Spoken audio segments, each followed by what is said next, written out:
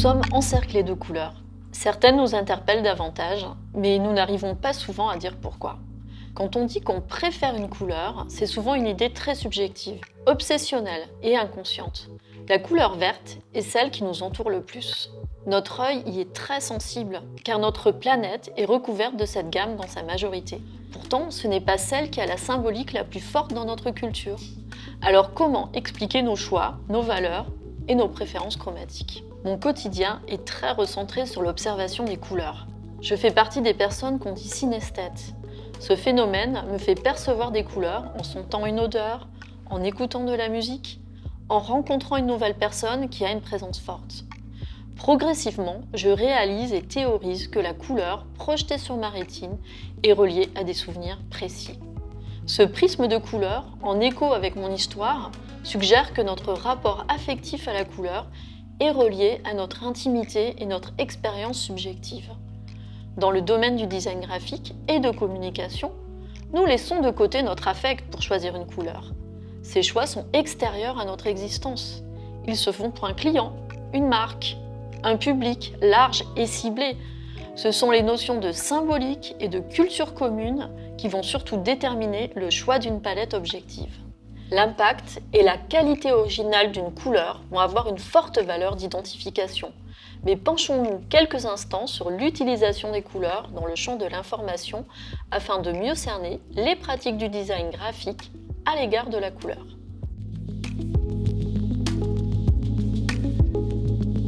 L'homme a utilisé la couleur très tôt pour hiérarchiser l'information et structurer les formes de communication.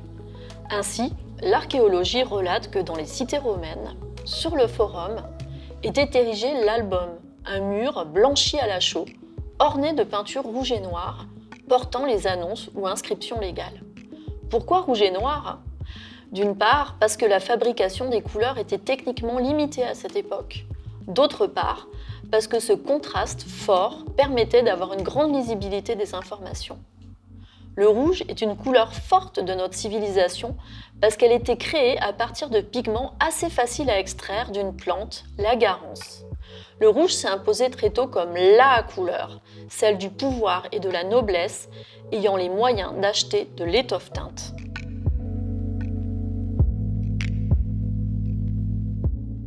Rappelons également que pour le physicien, la couleur est la sensation produite par un rayonnement capté par des millions de cônes répartis dans la rétine. Le terme de couleur renvoie à la couleur spectrale, c'est-à-dire la perception provoquée par la longueur d'onde reçue. Une lumière de longueur d'onde 550 nanomètres est perçue comme étant de couleur verte. C'est le rouge qui a la plus forte longueur d'onde. C'est aussi pour cela que cette couleur a toujours été très présente dans le champ de l'information. Toutefois, avec sa forte longueur d'onde, le rouge est une couleur douloureuse, peu agréable à observer, bain de lumière et à la fois signal saturé.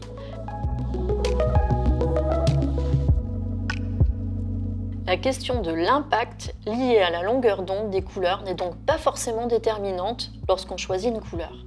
Il faut aussi considérer la symbolique reliée à l'environnement dans lequel le design va s'insérer. Dans le domaine du design graphique, la couleur appelle et interpelle. Elle permet de faire signe bien avant de faire sens.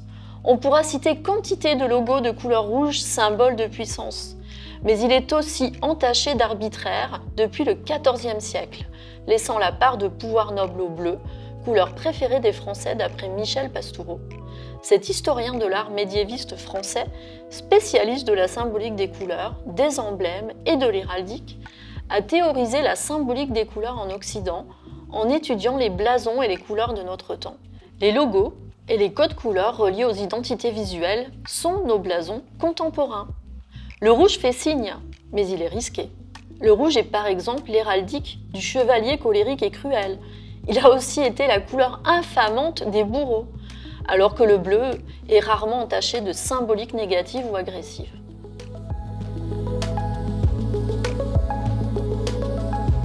Prenons en exemple la marque de téléphonie Orange qui a tout misé sur une couleur très pauvre en symbolique dans notre pays. Cet orange vif est moderne et pimpant, novateur. Il porte surtout les harmonies et les valeurs des années 70 et de la mondialisation. Il nous renvoie à des étoffes d'autres cultures que la nôtre. Quand vous choisissez de créer un logo orange pour un utilisateur et que ce logo porte le nom de cette couleur, le signe absorbe la pulpe culturelle d'un champ de référence selon la teinte choisie.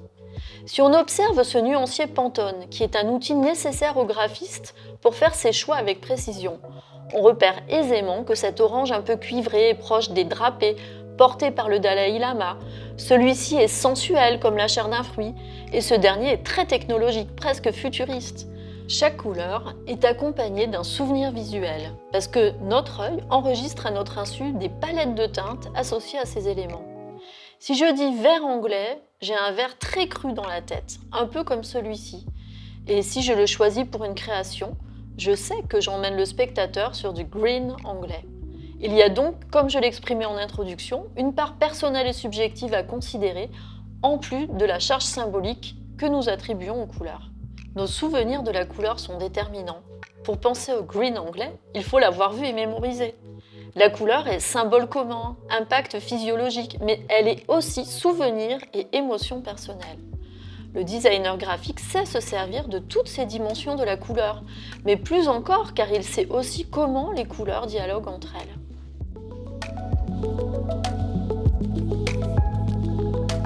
On met très souvent en avant les approches de Johannes Itten sur la théorie des contrastes pour former les graphistes avec des principes stables sur la couleur. Le contraste deux complémentaires, mettant en tension deux couleurs opposées sur le cercle chromatique, est très utilisé dans le design graphique. Il crée un choc optique. On peut observer cette économie de couleurs en tension sur cette affiche du Pushpin Studio datant des années 70 aux États-Unis. On peut aussi apprécier la bichromie des créations radicalement spontanées de l'atelier contemporain Forme Vive sur cette affiche datant de 2018. Mais se baser seulement sur la loi des contrastes pour choisir la palette colorée d'une affiche ou d'une identité visuelle serait trop réducteur. Il y a des exemples d'œuvres graphiques qui dérogent totalement à ces règles pour porter la couleur en tant que matériau fondamental du message. On pourra citer les affiches éclatantes de Michel Coirez, mettant en avant les qualités lumineuses de la sérigraphie au service de projets portant l'enthousiasme populaire de la proche couronne parisienne. Cet exemple nous montre également à quel point la couleur contemporaine est résolument saturée. Une qualité de la couleur qu'il était difficile de produire techniquement autrefois. Nous aimons les couleurs vives parce qu'elles portent nos performances sur l'évolution des techniques de création des couleurs. Plus une couleur est vive, plus elle nous immerge dans un bain de lumière. Le design graphique investit ce champ de la recherche singulière des couleurs au plus près des dernières innovations.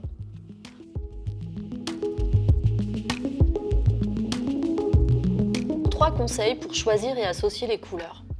Observons à présent cet agenda réalisé pour le créateur de papier Munken au sein de l'école Estienne où j'enseigne le design graphique.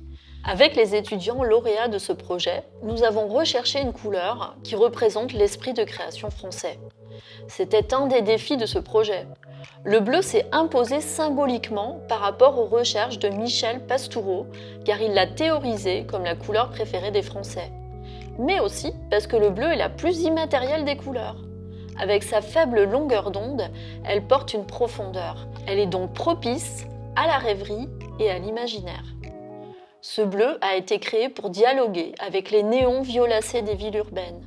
Il comporte en effet des horaires nocturnes qui peuvent être aussi incarnés par cette heure bleue qui nous fait passer du bleu du jour au bleu artificiel de la nuit. Ce bleu est comme le cumul de tous les bleus cumulés en 24 heures sur notre rétine en milieu urbain.